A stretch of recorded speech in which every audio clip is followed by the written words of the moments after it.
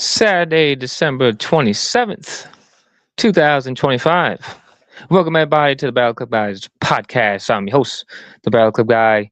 And today's episode is going to be a best of 2025 episode. I want to do this episode for you guys because next week we ring in the new year. As it will be 2026, so 2025 is coming to an end. And I just want to do this video. In this video, I'm going to talk about all my favorite WWE trips I attended in 2025. I attended a lot of trips, as you guys know, if you follow me on Twitter and Instagram. So we're going to get into that. I'm gonna go down all my favorite moments, whether they were good moments, bad moments, exciting moments, unexpected moments. We're gonna get into all that. But first off, if this is your first time joining me, as always, I want to say thank you for joining me. This is the Battle Club Guys podcast. I'm your host, the Battle Club Guy. Follow me on Twitter, X, whatever the hell you want to call it, at the Battle Club Guy. Check out the Instagram, the Battle Club Guy. Like this video, subscribe to the channel if you haven't already. The Battle Club Guys podcast on YouTube. You can also find me on another podcast, as I am one of the three hosts of the Better Bell Banter podcast. So definitely follow us over there on the YouTube, the Better Bell Banter podcast. So let's get into it. So 2025, man, it was a great year for me personally, and wrestling is a huge part of my life. Pro wrestling, I love pro wrestling, man. And I was fortunate enough to attend lots of wrestling shows this year. So let's start off with January 2025 Royal Rumble weekend. It was a last minute trip for me. A lot of my trips are last minute, not all of them, but some I go back and forth. So Royal Rumble weekend, my best friend, Henry Muller, aka that CM Punk guy, he was planning his trip to go to the Royal Rumble. He said he was going by himself for his birthday weekend. So I decided last minute. I said, hey, Henry, I'm coming with you. So Henry got us a beautiful hotel downtown Indianapolis. Indianapolis, if you've never been, it's a great town, man, because the downtown setup, everything's so walkable. Lucas Oil Stadium, Gainbridge Fieldhouse, great restaurants. So we had a great weekend there, man. We checked out the Royal Rumble Superstore. You know, WWE has all these superstores for the big pay-per-views. We went to the SmackDown before Royal Rumble. That was fun. And then Royal Rumble itself, you know, it was John Cena's last Royal Rumble. Now, John Cena didn't win, unfortunately. Main event, Jey Uso won the Royal Rumble by eliminating John Cena. But, you know, just the way it all ended, and we'll get to that when I talk about John Cena's last match. You know, should Cena have won the Rumble? I don't think so. I don't think so. I think they had enough momentum with Jey Uso at the time. You know, when you have something that's hot, you gotta strike while the iron's hot, right? You gotta pull the trigger when necessary. So pulling the trigger on Jey Uso, having to win the Royal Rumble at the time, I was kind of like, you know, Jey Uso won the Royal Rumble, eliminated John Cena. But in hindsight, I see why they went with it when we got to WrestleMania. So, you know, being at the Royal Rumble, it was fun. I thought Cody and Kevin Owens Cody Rhodes and Kevin Owens, that was match of the night. Great match. Women's Royal Rumble, you know, that was predictable. Charlotte Flair won. And then main event Jey Uso, man, eliminated John Cena. Wasn't the ending I would have chose, but in hindsight, made sense. So that was cool. Then we get to March, NXT Roadblock at the theater at Madison Square Garden. Me and Henry attended that one together as well. I love NXT shows, man. I wish NXT would travel more. I know they have their base in Orlando, I believe, at the Performance Center. But I wish NXT traveled more because I watch NXT on TV, but being in person, NXT is it's so fun, man. It's hype. The wrestlers put everything they have into it. So NXT Roadblock was great. Got to see the Hardy Boys on that show. The main event, it was Stephanie Valkyr at the time. She was Women's North American Champion. She took on Julia, the NXT Women's Champion at the time. And that night really was a crowning moment for Stephanie Valkyr, man. She became NXT Women's Champion and NXT Women's North American Champion, so double champion. And Stephanie and Julia, they had a great match that night. I just love watching wrestling in smaller venues. I know everything's got to be stadiums now and record numbers and 30,000 and 60,000. That's cool too, man. I've been to so many WrestleManias with 80,000 people, 60,000 people, but the smaller venues I enjoy too because you feel more part of the show. And the theater at Madison Square Garden, if you've never been to the theater at Madison Square Garden and they have a wrestling show or a concert, check it out, man. It's a cool, like intimate vibe. No seats bad in there, and it was great. I thought it was a great time at NXT Roadblock. And then that takes us to April, WrestleMania 41 weekend in Las Vegas. This was another case of me being indecisive because I said I was going, and I said I wasn't going. And Henry said, well, he was going anyway. So a month before WrestleMania, I said, Henry, I'm coming too. So Henry booked this hotel. We stayed at the Excalibur in Las Vegas. That was my second or third time being the second time at Excalibur. Yeah, because I've been to Las Vegas twice now. First time was SummerSlam when Cena fought Roman, and then this past WrestleMania 41 for WrestleMania 41 weekend.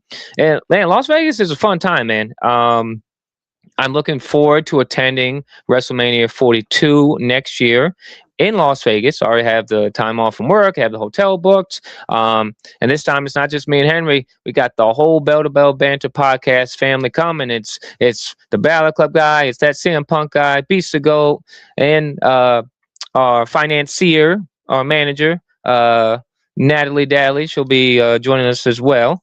It's gonna be a fun time, man. Las Vegas it's fun. Everyone thinks it's expensive and it's just drinking, it's just gambling. It's not though, because I don't gamble. I like to drink, I like to party. But there's stuff for everybody, right? There's stuff for the kids, there's stuff for the adults. If you're planning on going to WrestleMania 42, I will say book your hotel as soon as you can, because the prices are going to go up. Sometimes the prices go down. You can check. I got a real good deal on my hotel. We're on the Strip for 5 nights. Got a great deal, under $1,000. So check hotels.com. Or if you have a membership with like Hilton or something, so check the prices. Definitely stay on the Strip, though. I will say that because Allegiant Stadium isn't on the Strip. So Allegiant Stadium, it's a little bit of a walk from the Las Vegas Strip. So I think Mandalay Bay is the closest hotel to Allegiant Stadium. Then you have Excalibur, Luxor, New York, Park MGM. So stay on the Strip if you can. It's just a fun time, man. So WrestleMania 41 weekend, it was a short trip for us. We got there Saturday morning, the morning of night 1, checked into the hotel, got checked in real quick. As soon as we landed, it was good. Excalibur did a great job with that. We did the Superstore. That was fun. Night 1 of WrestleMania, it was fun, man. Seats were great. We had low level seats. The night ended with the triple threat with Punk, Seth Rollins, Roman Reigns. Paul Heyman was torn between CM Punk and Roman Reigns. In the end, Paul Heyman did the classic Paul Heyman, turns on both CM Punk and Roman, aligns himself with Seth freaking Rollins, and Seth Rollins gets the win over CM Punk and Roman Reigns to end night 1. Night 2 of WrestleMania. We didn't have tickets for night 2 of WrestleMania 41. So I like to wait last minute to buy tickets for WWE shows because sometimes you can get a good deal. Sometimes the waiting game pays off. Sometimes it doesn't pay off. So for WrestleMania 41, it paid off. Now, yes, we did miss half of night 2. Okay. But. There's a big but. We missed half of night 2 for WrestleMania 41. But me and Henry not only sat 10th row ringside, but we got the take-home chair with John Cena and Cody Rhodes on it. So we got John Cena's last WrestleMania take-home chair, and we paid $350 each. Each, with fees. Those seats were going for, I believe, 5,000 each, because I think they were the platinums or the on locations or whatever. I don't know. We were sitting by all the celebrities. It was awesome, man. But that was Henry's first time sitting ringside at a WrestleMania. That was my. Have I ever sat ringside at WrestleMania before then? Yes, that was my second time sitting ringside at WrestleMania, because I sat ringside at WrestleMania 27, I believe it was. Was 27 Cena and Miz with The Rock at the old Atlanta Dome. So we sat ringside WrestleMania, man. It was great. It was perfect. No signs in front of us. And we got to see John. We got to sit ringside at John Cena's last WrestleMania and witness John Cena win number 17. The match, was it good? No, wasn't a good match, but just being there and seeing John Cena win number 17 in person, being there with my best friend Henry. Henry's the biggest John Cena fan I know. It was great, man. And $350 for a ringside seat? Can't beat that. Even if we miss half the show, can't beat that. Our main reason for going to WrestleMania was to see John Cena win number 17. The Raw after WrestleMania 41. This was another case of us waiting last minute for tickets. Henry was able to grab us tickets. I think it was on TickPick outside the stadium. Because, oh yeah, another thing about Vegas, if you're going to WrestleMania, WrestleMania tickets you can buy on Ticketmaster. But the SmackDown and Raw, I believe they use a website called Access. I think that's how you pronounce it, AXS. And that website gets a little funky, man. And the fees are expensive at the box office. They do sell tickets at the box office for T-Mobile Arena, but those fees are expensive. So I think they were selling lower levels for like 800 I don't know if it was 800 a piece, 600 a piece. It was expensive. I know floors were going for like 1,000 a piece. Henry got us tickets on TickPick. Last minute. We did miss Cena's entrance, but we got to see Cena in the ring. This was when they were setting up Randy versus Cena one last time. We saw Randy Orton hit the RKO on John Cena. It was a fun Raw after Mania, Raw after Mania they can be good, they can be bad. This one was fun. I thought it was good. This set up, this was the main roster debut of Braun Breaker.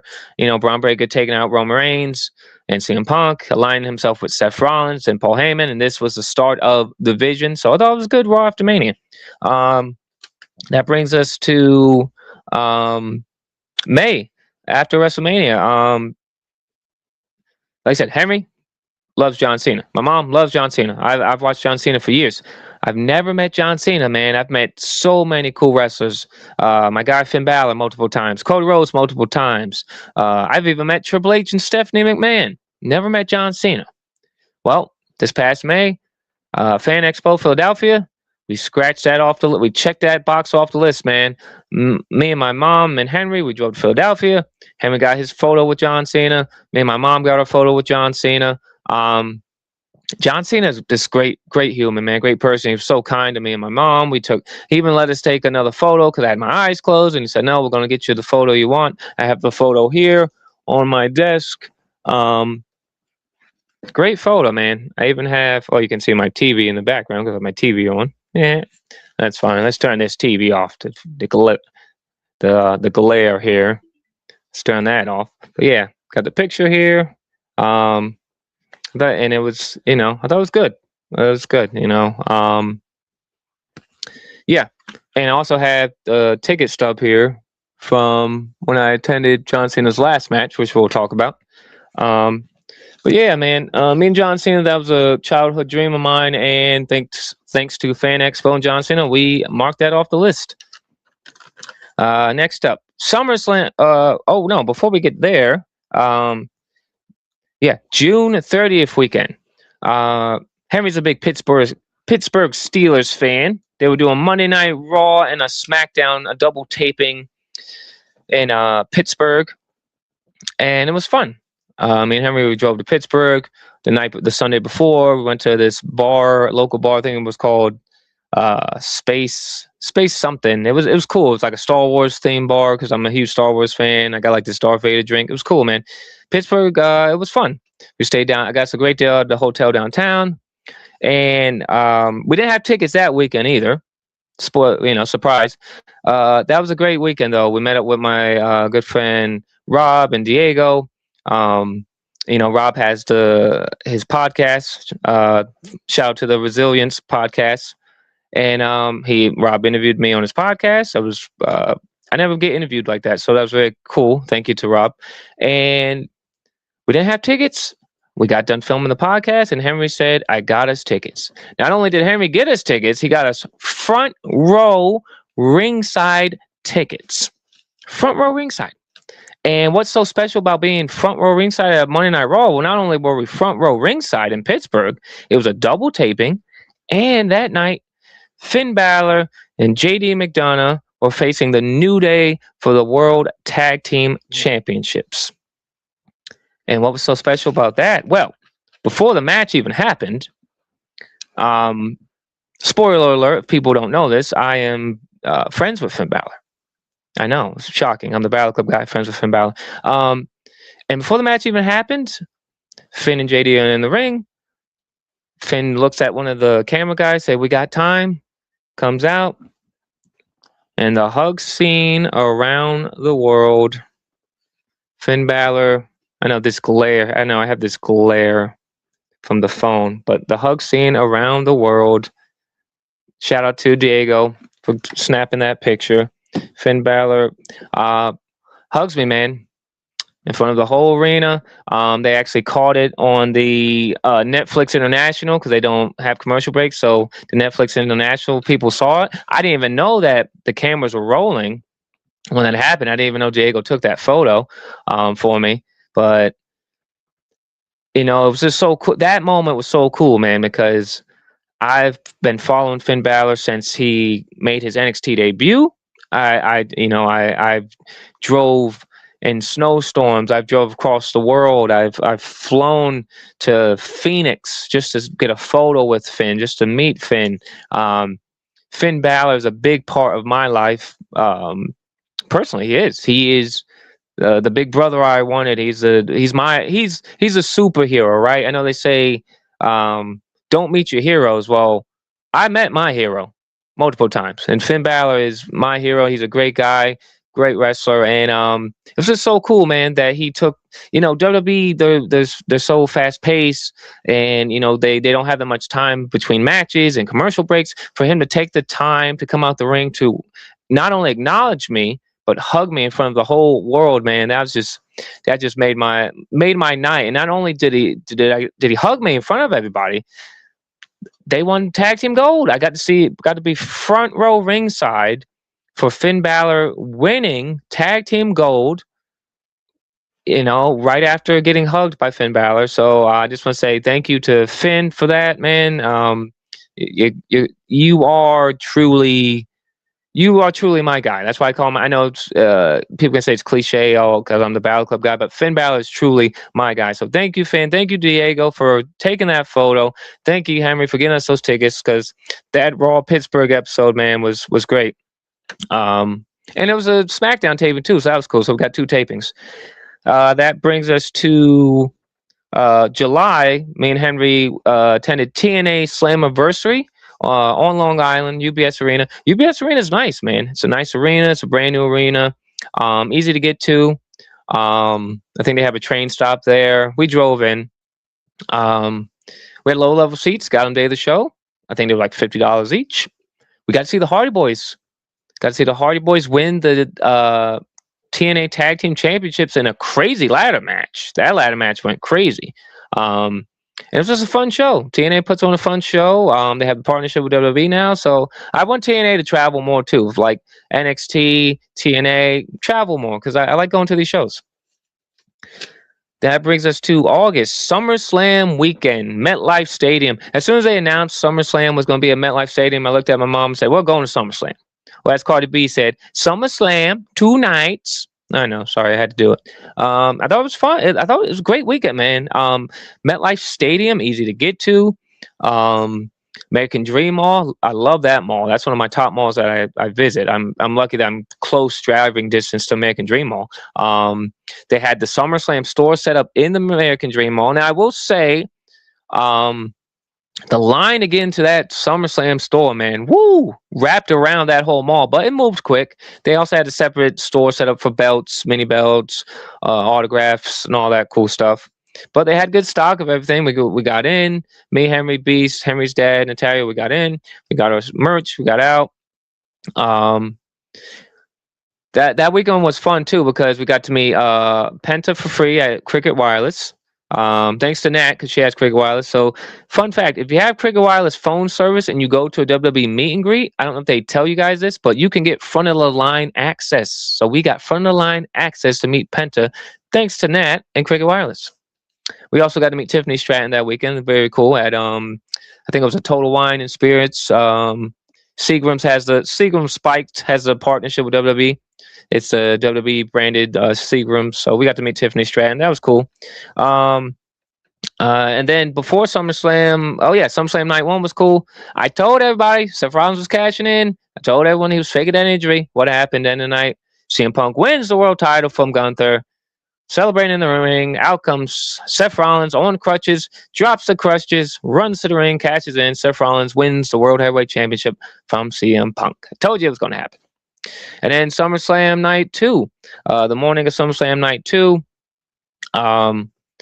me and my mom got to meet. Now, here's the story about this. My mom got to finally meet Finn Balor. Now, shocking, yes, my mom had never met Finn Balor before because a lot of times I would go to shows by myself, right? I would travel by myself to shows to meet Finn, or I would drive to the show, drive to the meet and greet just to meet Finn, drive back, or I'd fly somewhere, So it never panned out. We never made it work. We finally made it work. SummerSlam weekend at American Dream Mall, thanks to Fanatics. They had, that whole week, it was kind of weird that week with the way they were rolling out the meet and greets. Because normally they'll announce the meet and greets maybe a month ahead of time so you can save your money up, plan out who you're going to meet. It was kind of weird. It was kind of weird the way they did it. So they finally announced Finn Balor and JD McDonough Judgment Day meet and greet for the morning of SummerSlam Day 2.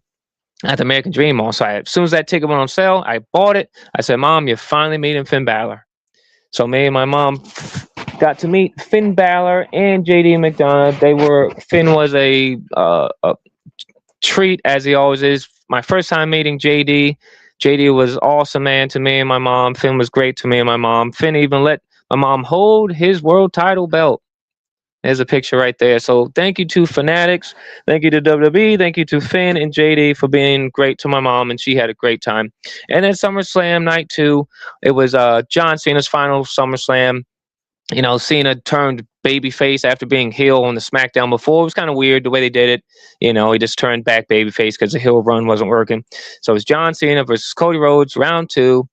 And Cody Rhodes won, man. I thought this match was one of Cena's top matches of his farewell tour, because the Mania match sucked. We can all agree on that.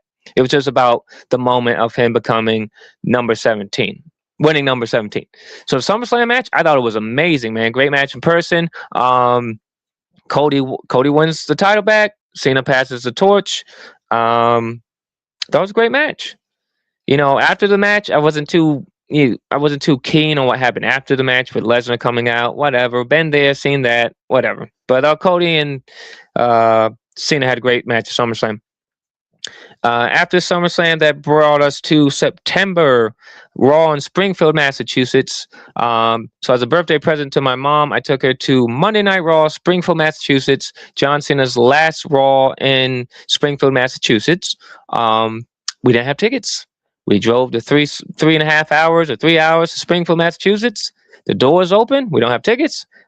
We go to the box office. They say, we don't sell tickets at the box office. I load my phone up, and I get us front row, ringside seats to John Cena's last Raw in Springfield, Massachusetts. And that Raw, not only was that John Cena's last Raw in Springfield, not only did me and my mom sit front row ringside, but I got the hug from Bailey that night when Bailey snapped from angry Bailey to hugger Bailey, and Bailey ran out. She hugged Joe Tessitore and Corey Graves. She hugged Jessica Carr, and then she jumps up, hugs me. And man, that was so cool, man. That moment. So this year I got hugged by Finn and I got hugged by Bailey. What can I say? I guess I'm a hugger guy. That was great Raw. And then that brought us to this month, December, John Cena's final match. I wasn't really planning on going to John Cena's last match, right? Henry said he wanted to go John Cena's last match. So we made this happen. Me and Henry drove to Washington, D.C.